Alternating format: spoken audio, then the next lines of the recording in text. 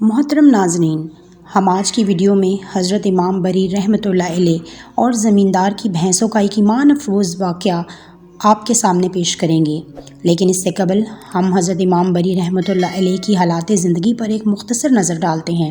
ناظرین، شیخ المشائخ، شاہ اہل تصوف، ولی کامل حضرت شاہ عبد اللطیف قادری المعروف حضرت بری امام رحمۃ اللہ علیہ کا شمار سرزمین پاک و ہند میں سلسلہ عالیہ قادریہ کے نامور اولیاء اللہ میں ہوتا ہے۔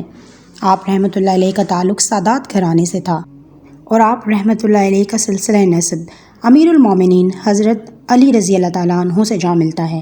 حضرت بری امام رحمۃ اللہ علیہ سن 1026 ہجری میں پیدا ہوئے۔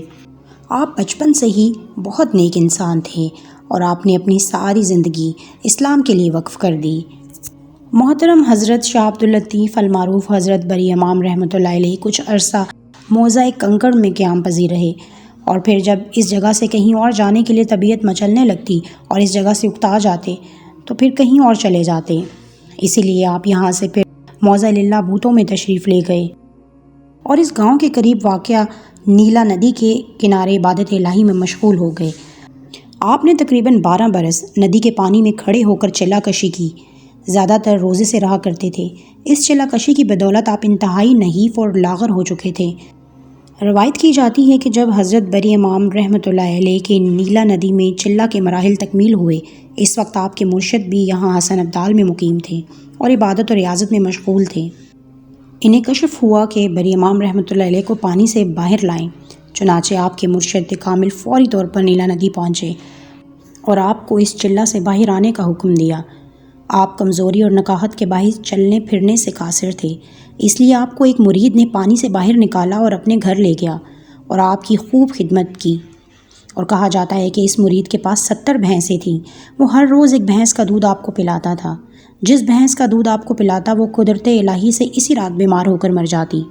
مرید بھی اپنے عقیدے کا پکا تھا، اس لیے اس نے اس بات کا ذکر اپنے مرشد کے سامنے کرنا مناسب نہ سمجھا، مگر جب اس کی آخری بھینس بھی مر گئی تو وہ پریشان ہوا کہ اب اپنے مرشد کے لیے اگلے دن دودھ کا انتظام کیسے کریں۔ چنانچہ اس نے اپنے طور پر اپنے رشتہ داروں اور بستی کے دوسرے لوگوں سے دودھ لینے کی کوشش کی، مگر کسی نے بھی بھینس کے مر جانے کے خدشے کے پیش نظر دودھ دینے سے انکار کر دیا۔